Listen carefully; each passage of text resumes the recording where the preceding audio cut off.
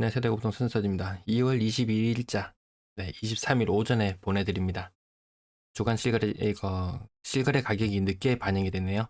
제목은 신생아 특례대출 영향력 100점. 아니 100점 아니고 100건.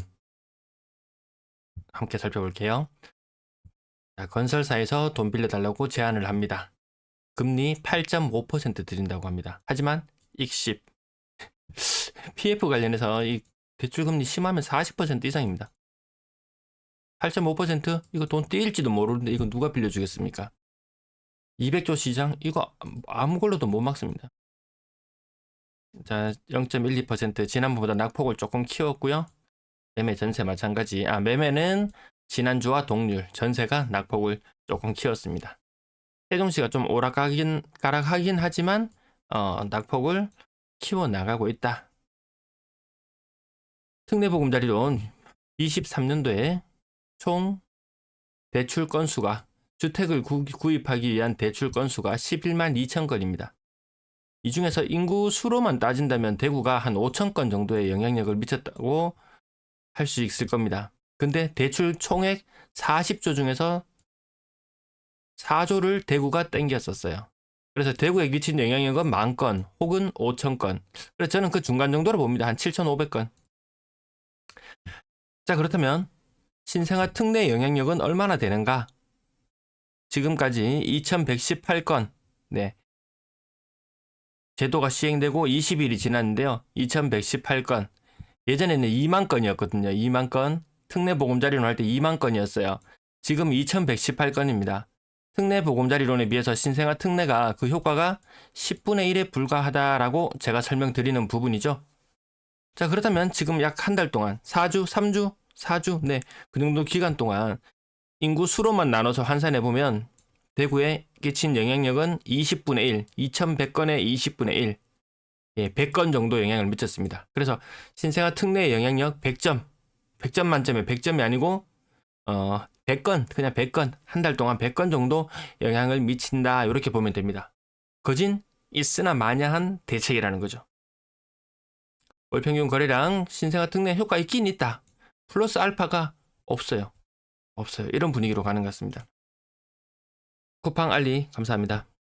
매도 물량 39,013건. 요거 1일 브리핑 1차에서 안내 드렸었고요. 자, 안내 드렸었습니다. 아파트 거래량 오늘 78건 중에 신고가는 1건. 그럼 월말 거래량 거진 맞아 떨어지죠. 1,700 많아봐야 10건, 1,710건 정도 요 정도 나오는 수준. 하지만 우리 이 거래량 정도 수준은 우리는 이미 한 3주, 4주 전부터 이미 그 결말을 알고 있다. 우리가 궁금한 건 이제 2월의 거래량이죠. 2월의 거래량. 1,300건 정도? 1,300에서 1,400 정도 나오지 않을까? 냉탕, 온탕, 다시금, 냉탕임은 분명하다. 그 정도만 알고 지나갈게요. 상인 1편에서 59평형. 거래도 정말 없습니다. 59평형. 1억 3천. 평당 1,000만원 정도 수준? 이것이 상인 센트럴 자이의 국평의 분양가라고 생각해 보세요. 바로 옆에 있는 아파트 연식은 물론 15년 차 정도 되긴 합니다. 물론 이거 상인 센트럴 자이가 완공되고 나면 이 아파트의 연식은 이제 20년 차가 되겠네요. 아이고야.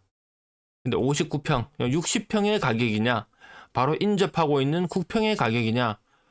저는 20년 지나서도 요 정도 거의 영향력은 같잖아요. 그러면 좀 구미가 당기는 건 조금 다를 것 같습니다. 이 편의상 범어 6억 9천. 이거 많이 뛰어올랐네요. 가격 끝자락이 쫙 솟아 올랐습니다. 6억 9천. 동대구 이안 센트럴 D 5억 9,500. 대신 센트럴 자이 5억 4천. 얘도 끝자리가 올랐어요. 요 비싼 아파트들이 약간 힘을 발휘하는 듯한 그런 모습. 하지만 섞어놓고 보면 꼭 그렇지만도 않다라는 부분. 월배 2차 아이파크 5억 2,800. 계속 반등은 좀 있었다. 요 가격대에 계속 머무르고 있죠. 뭐 학교 옮긴다는 이슈 이후로 그 정도의 반등 느낌. 그러니까 급이 비슷한 느낌이 나는 곳에 아파트 매매 가격도 비슷하게 형성되고 있습니다. 한창 때 7억씩 찍었던 아파트들. 신축 아파트 4억 9천. 30평형, 29평형, 대림이 편한 세상 4억 9천. 한때 6억 4천, 4억대. 6억 2천, 4억대. 영끌족은 정말 못 버텨내죠. 이 가격이면 자기 자본이 없기 때문에 못 버텨냅니다. 금리 싼 걸로 갈아타라고 하면 안 될 일이죠. 금리 싼 거 아무리 있어도 그 대환한다고 새로운 DSR 이런 것에 비율에 적용받게 되거나 하면은 대환이 불가능한 그런 상태로 내몰립니다. 그래서 영끌은 정말 궁지에 몰렸다. 이 가격이 고점 대비 30% 혹은 35% 떨어졌다가 뭐 작은 곳은 외곽 지역이나 가격 좀 헐한 곳은 5%, 조금 비싼 곳은 10%, 더 많은 것은 15% 이렇게 반등은 했지만 이 투입되었을 때 부채 비율이 높았던 사람들 여전히 감당할 수 없는 그런 수준.